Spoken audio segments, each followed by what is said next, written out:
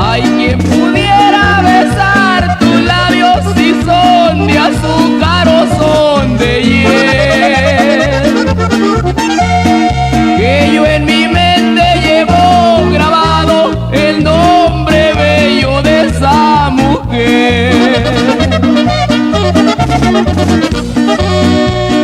Tú me juraste un dichoso día que me amarías a mí no más,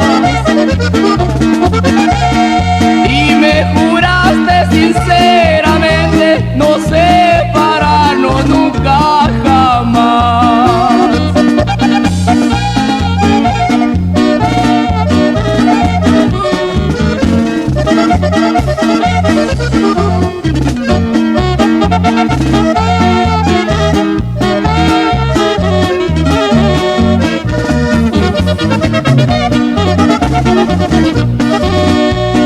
Tú me juraste un dichoso día y de testigo pusiste a Dios,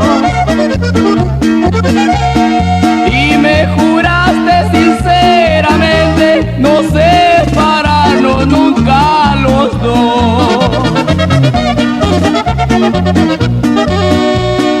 Cuando te vi yo por vez primera,